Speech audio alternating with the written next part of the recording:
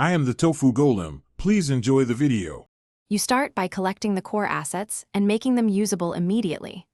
Open your PSD or SVG files, place them in a clear raw/working/exports folder structure, and label versions so you never overwrite. Once done, pick a single color palette and font family to keep consistency. This prevents repeated rework. Make sure to set the correct resolution or canvas size. 1920 by 1080 is common, so your layout decisions, you now build the family by creating reusable components and organizing layers.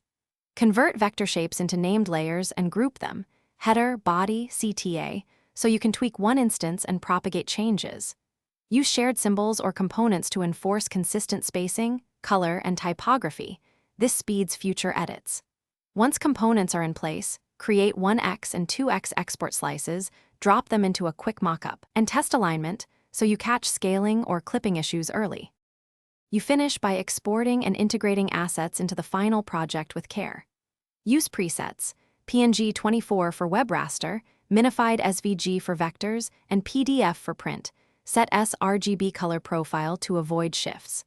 Once exported, verify file sizes and naming conventions so automation pipelines can consume them.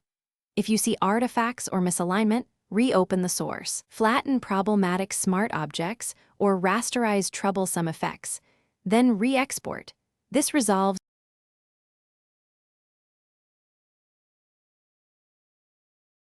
Thanks for watching. Consider subscribing if we helped you today.